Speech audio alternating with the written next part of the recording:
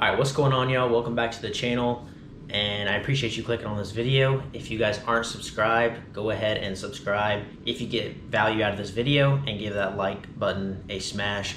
It really helps me out. So again, appreciate you guys clicking on the video. Just want to do a quick video today to sort of go over a few things that I've been seeing in the market lately, going over some of the trades I've taken. For some reason, I've mainly been trading USDCAD.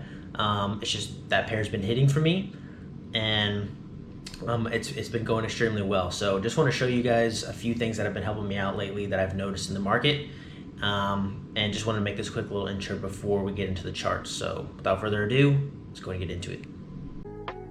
Alright, so let's go ahead and get into the charts. So like I said, this is USDCAD. You guys know that I trade on the 5-minute time frame, trading the supply and demand strategy. So this was on Monday of this week. Let me know in the comments if you guys trade USDCAD, or if you guys maybe even took this trade yourself. So my main goal here is to help you guys find more trades,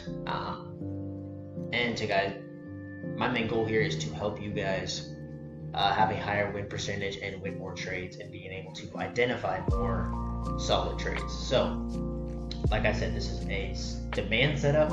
So we have price kind of in a downtrend / consolidating, not like a great market structure here, but then we see a good push up, starting to trade above the 200 moving average. It comes down, treats it as a resistance, and that alone wouldn't mean anything to me, but my dog just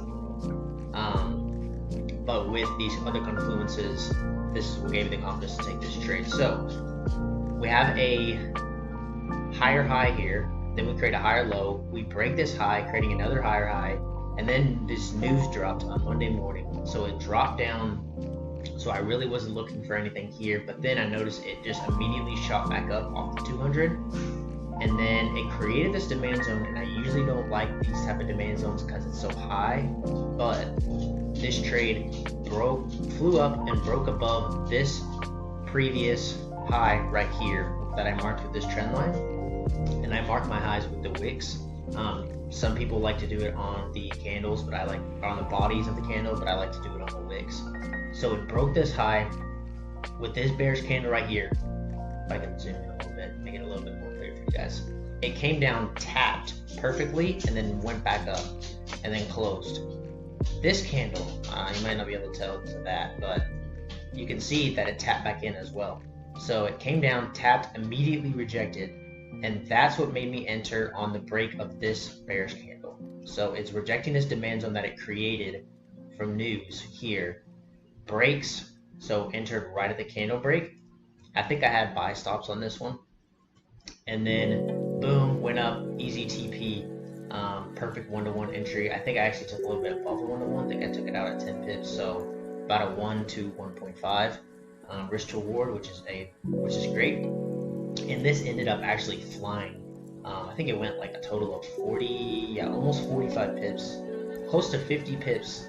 So could have left a runner on this one, but this was my first trade of my restart for my challenge, so I just was happy with the profit. Took out a good 1% trade, or actually a little bit over 1%.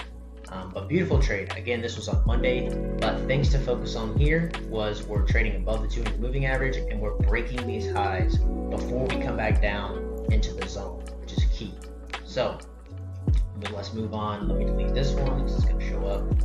Let's move on to this setup. So this one a little bit different, but like I said, noticing some things that I just wanted to let you guys know of what I'm seeing in the market. So we pushed up from this trade on Monday.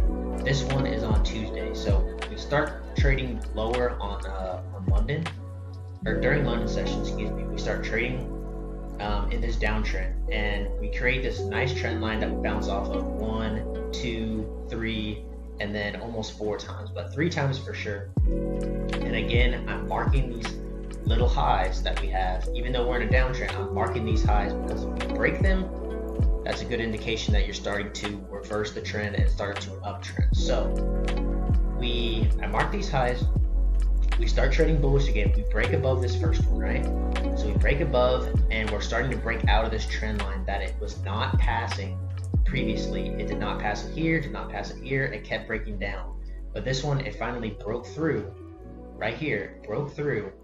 And I don't remember if this was news or not right here. I think that this was news that came out right here that created this this demand zone here. Now, technically, the demand zone is below the 200 moving average. So a break of structure is always key. Like I said, there's a break of structure here, and it even flies up breaks this one later. But we create this demand zone. So we pop back down during news. There's even a small demand zone here that it bounces right out of when news comes out with this bearish candle.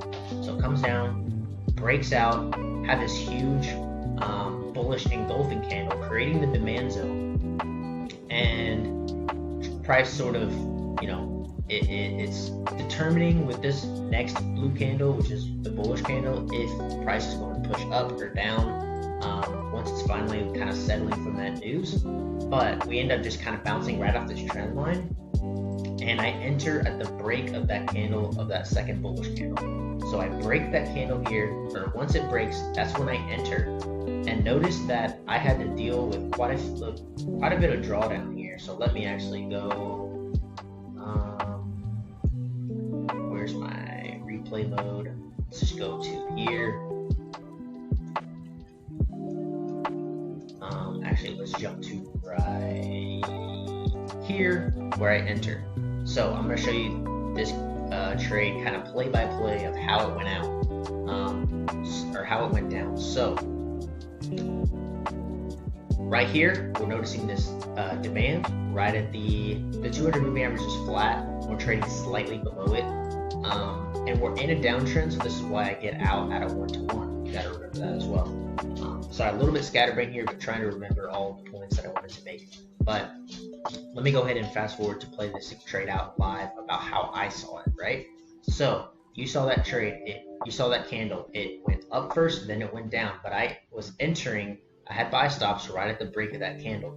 So buy stops got me in, it went down, held that little bit of drawdown, and then the next candle starts going down, but guess what? I'm not stressing. I have my stops below this candle. If I get stopped out, I've already accepted the risk. It is what it is. You have to have that mindset when trading. But the next one starts showing some more bullish momentum. This one comes back down, immediately comes back up. So notice that I'm in this trade just sitting here, fluctuating between profit and drawdown. And guess what? That's going to happen. You don't want to just, I could have gotten out right here like, oh, this is going to go down. Let me just hop out. But I had already accepted the risk at this point, so I was going to stick to my stop loss. It's either going to hit TP or hit stop loss. So let's go ahead and fast forward. We start really getting some bullish momentum, and boom, we fly through TP, and this one ends up flying as well. This one kept going, I believe. It never actually hit my true stop loss. Oh, actually it did hit this stop loss here. But it never broke the zone. But I was already out at this point anyway with the 1-to-1. Psychologically, I know trading can be super difficult. So even with, you know, holding this drawdown for 15 minutes or so and then finally hitting TP, one, it's a great feeling that your trade played out. Two, if I would have gotten out, you know, once this bear stick candle started going down, if I would have just gotten out here and then would have just been like, man, it's just an L for the day, and then not traded anymore, but then looked back and saw that the trade actually hit my TP and never hit stop loss, you know, you would be kicking yourself afterwards. So that would have stunk. But if you guys are entering a trade, especially with supply and demand, just accept the risk. Do not over leverage, knowing, you know, thinking that, okay, I'm gonna get these quick 10 pips, quick 8 pips, whatever, and then get out because we're scalping, right? 5-minute time frame. But you know, just accept the risk. Don't over leverage. That way, if you hit that stop loss, you know, it is what it is. It happens. You're never gonna win every single trade, but I hope this helped you guys out. Main key takeaways was adding kind of this trend line into the supply and demand strategy, which I've done before, and I've noticed it play out quite well, you know, over time.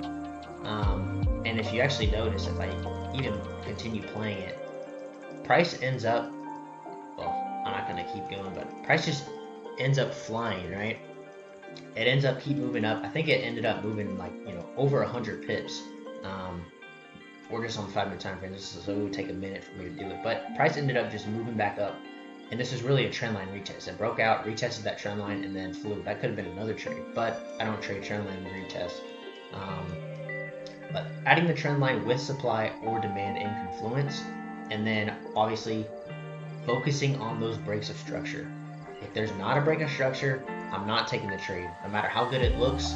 If this trade would have not broken out first and it would have created demand somewhere in here, but never broke this high and came back into the demand, it may have played out, it may have not played out, but I'm not taking that trade because there's no solid break of structure.